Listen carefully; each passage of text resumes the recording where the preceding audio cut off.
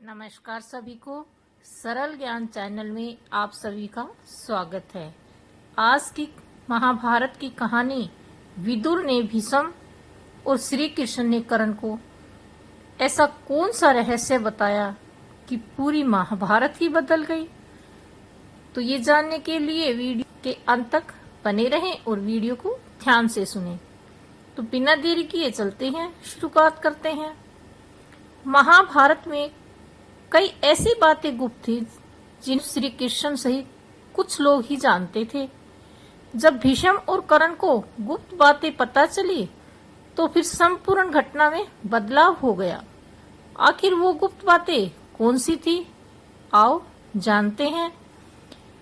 विदुर ने बताया भीष्म को राज। वो कौन सा राज था? दुर्योधन ने वारणावत में पांडवों के निवास के लिए प्रोचक नामक शिल्पी में एक भवन का निर्माण करवाया था, जो कि लाख चर्बी, सूखी घास, मून जैसे अत्यंत ज्वलनशील पदार्थों से बना हुआ था। दुर्योधन ने पांडवों को उस भवन में जला डालने का षड्यंत्र रचा था। धृतराष्ट्र के कहने पर युधिष्ठिर अपनी माता तथा भाइयों के साथ वारणा जाने के लिए निकल पड़े। दुर्योधन के षड्यंत्र के बारे में जब विदुर को पता चला तो वो तुरंत ही वारणागत जाते हुए पांडवों के रास्ते में मिले और उन्होंने दुर्योधन के षड्यंत्र के बारे में सारी बातें बताई। फिर उन्होंने कहा, तुम लोग भवन के अंदर से वन तक पहुंचने के लिए एक सुरंग अवश्य बनवाना, जिससे कि आग लगने पर तुम लोग अपनी रक्षा कर सको। मैं सुरंग बनाने का कारीगर चुपके से तुम लोगों के पास भेज दूंगा। जिस दिन पुरोचन ने आग प्रज्वलित करने की योजना बनाई, उसी दिन पांडवों ने गांव के ब्राह्मणों और गरीबों को भोजन के लिए आमंत्रित किया था। रात में पुरोचन के सोने पर भीम ने उसके कमरे में आग लगा दी। धीरे धीरे आग चारों ओर फैल गई। लाक्षागृह में पुरोचन तथा अपने बेटों के साथ भीलनी जलकर मर गई। लाक्षागृह में भस्म होने का समाचार जब हस्तिनापुर पहुंचा तो पांडव मरा समझकर वहां की प्रजा अत्यंत दुखी हुई। दुर्योधन और सभी कौरवों ने भी शोक मनाने का दिखावा किया और अंत में उन्होंने पुरोचन, भीलनी और उनके बेटे पांडवों का शव समझकर अंत्येष्टि करवा दी। हालांकि बाद में विदुर ने भीष्म पितामह को यह बात बता दी कि किस तरह दुर्योधन के षड्यंत्र से पांडव बचकर निकल गए। इस बात को सुनकर भीष्म बहुत प्रसन्न हुए थे और उन्होंने विदुर से कहा कि तुमने उन्हें बचाने में जो महान कार्य किया वह बहुत ही सराहनीय है। श्री कृष्ण ने कर्ण को क्या रहस्य बताया, अब इसके बारे में भी जान लेते हैं। तो आप वीडियो कहाँ से देख रहे हैं, हमें कमेंट बॉक्स में अवश्य बताएं। कर्ण दुर्योधन का पक्का मित्र था। दुर्योधन ने उसे अंग देश का राजा बना दिया था।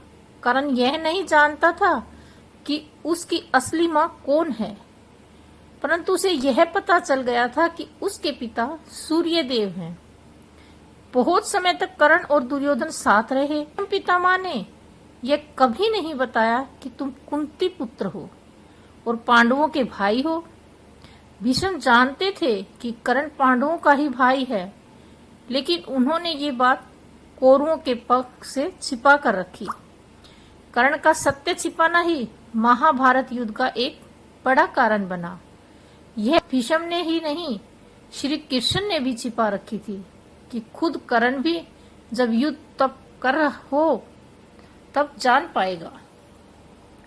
कुंती भी राजमहल में कौरवों के बीच में बहुत समय तक रही और बाद में वह महात्मा विदुर के यहाँ रहने लगी थी। कुंती भी ये जानती थी कि कर्ण मेरा पुत्र है और उसका एवं कर्ण का कई बार आमना सामना हुआ, परंतु कुंती ने भी यह बात तब तक जाहिर नहीं की जब तक युद्ध तय नहीं हो गया। यही बात श्री कृष्ण को भी बहुत पहले से पता थी और वे भी कर्ण से कई बार मिल चुके थे, परंतु उन्होंने भी कभी इस बात को जाहिर नहीं किया। यह बात श्री कृष्ण ने पहली बार कर्ण को बताई कि तुम कुंती के पुत्र हो। श्री कृष्ण यह बात तब बताते हैं जबकि वे कौरवों के और पांडवों की ओर से अंतिम बार शांति प्रस्ताव लेकर गए थे और वहां उन्होंने 5 गांवों की मांग की थी, परंतु जब दुर्योधन ने उनकी मांग ठुकरा दी तो फिर श्री कृष्ण को समझ आ गया कि अब युद्ध तय हो चुका है। ऐसे में उन्होंने महात्मा विदुर के यहाँ रुकने के दौरान कर्ण को बुलाया और वे दोनों एकांत में गए। वहां श्री कृष्ण ने कर्ण को यह राज बता दिया कि तुम्हारी माता कुंती है और पांडव तुम्हारे भाई हैं। यह जानकर कर्ण को बहुत बड़ा धक्का लगा और उन्होंने श्री कृष्ण से वचन लिया कि आप यह बात पांडवों को नहीं बताएंगे। इसके बाद कर्ण से मिलने के लिए कुंती भी माता एकांत में गई थी और उन्होंने कर्ण के लिए इसके लिए क्षमा मांगी।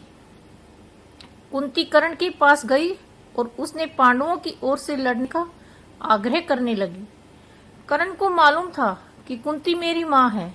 कुंती के लाख समझाने पर भी कर्ण नहीं माने और कहा कि जिसके साथ मैंने अब तक का अपना सारा जीवन बिताया उसके साथ मैं विश्वासघात नहीं कर सकता।